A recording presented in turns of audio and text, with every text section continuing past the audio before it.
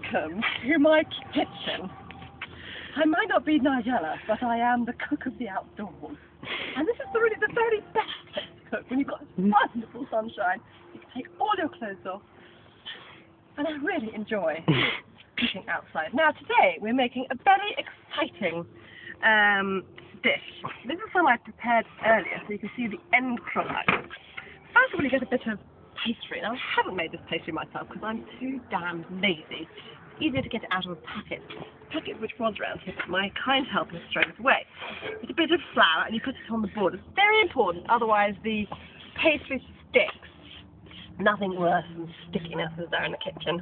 So you get a bit of pastry and you plonk it on there and you give it a good roll. Now, if you're cross with your husband, it's quite useful to do this because if you get a lot of anger out, like that, you see, and that's always quite good because then you can take it out on the pastry rather than take it out on your husband, and that's very good for marriage.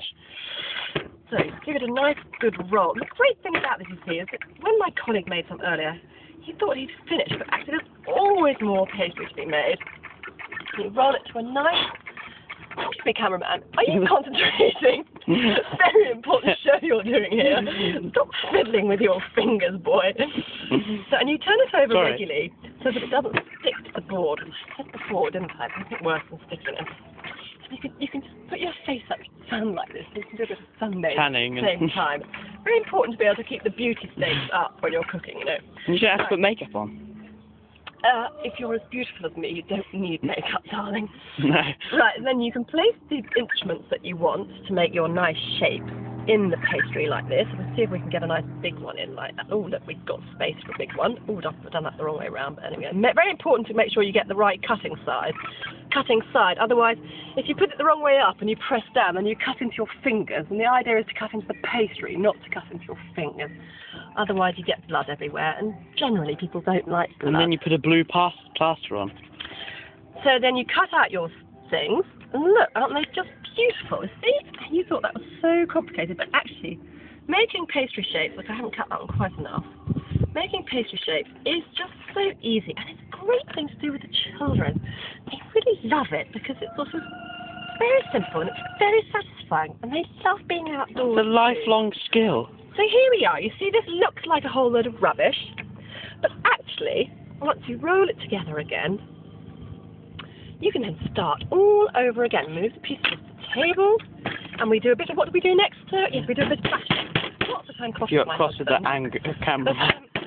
Cross with the anchor man, the cameraman, because he's been sort of not concentrating. But really, he's doing quite a good job. Well, that will be told later. It's a bit like all cooking. It's the proof is in the pudding, and that means that proof is in when you eat it and how delicious it is. Right, now that just looks like a teddy bear, but not meant to be. Oh, a bit more. Right, we'll do some more shapes, as I'm sure you've probably got the hang of it now. Get another one in there. And this is looking very beautiful. And that part's so good, because they tell your husband, if you were angry with him, your husband and your family, how much you really love them, you see. You do love them, really. You do love them, really. Right, we can get one more out of there. No, we'll have to start all over again.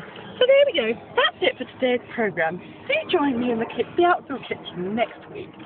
Bye-bye. All recipes are available on Catherine's website.